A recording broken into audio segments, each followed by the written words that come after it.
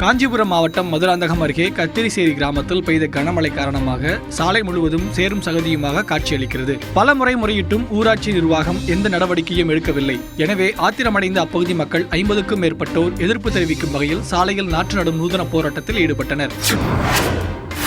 நீலகிரி மாவட்டத்தில் வடகிழக்கு பருவமழை பரவலாக பெய்து வருகிறது. இதனை அடுத்து மாவட்டத்தின் பல்வேறு பகுதிகளில் நிலச்சரிவு ஏற்படும் அபாயம் அதிகரித்துள்ளது. எனவே இயற்கை பேரிடரை தடுக்கும் வகையில் தீயணைப்பு மற்றும் மீட்புக் குழுவினர் தயார் நிலையில் வைக்கப்பட்டுள்ளதாக மாவட்ட நிர்வாகம் தெரிவித்துள்ளது. நெல்லை மாவட்டம் தென்காசி அடுத்த புலியரை ஒட்டிய மேற்கு தொடர்ச்சி மலை அடிவாரத்தில் விவசாயிகளின் வெளிநிலங்களில் காட்டு யானைகள் புகுந்து அட்டகாசம் செய்வதாக வனத்துறைக்கு புகார் கிடைத்தது.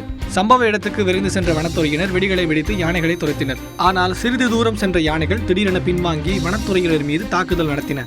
இந்த தாக்குதலில் கண்ணன் என்ற காவலருக்கு தலையில் காயம் ஏற்பட்டு மருத்துவமனையில் அனுமதிக்கப்பட்டுள்ளார்.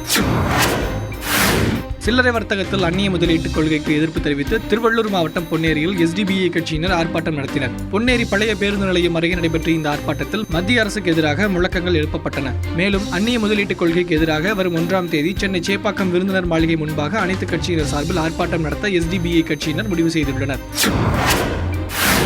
விழுப்புரம் மாவட்டத்தில் மீண்டும் லாரி திருடும் கும்பல் தங்கள் கைவரிசையை காட்டத் துவங்கியுள்ளன. உளுந்தூர்பேட்டை அருகே உள்ள ரத்தனூர் பகுதியில் பெட்ரோல் பங்கில் நிறுத்தி வைக்கப்பட்டிருந்த செல்வராஜ் என்பவரின் 15 லட்சம் ரூபாய் மதிப்புள்ள டாரஸ் லாரியை மர்ம கும்பல் திருடிச் சென்றது. இது தொடர்பாக திருநாவலூர் போலீசார் வழக்கு பதிவு செய்து விசாரணை மேற்கொண்டு வருகின்றனர்.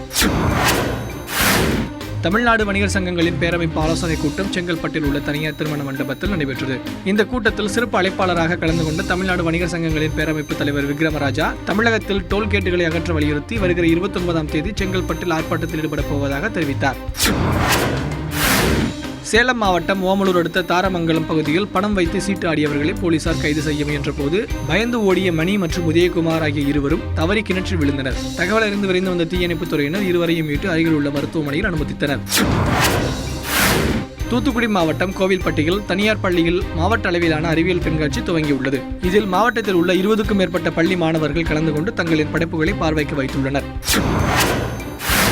கிருஷ்ணகிரி மாவட்டம் ஓசூரில் அமைந்துள்ள பழமை வாய்ந்த சந்திரசூடேஸ்வரர் கோயிலில் சிறு சிறு கருங்கற்களை கொண்டு வீடு கட்டினால் தங்களுக்கு விரைவில் சொந்த வீடு அமையும் என்பது பக்தர்களின் நம்பிக்கையாக உள்ளது.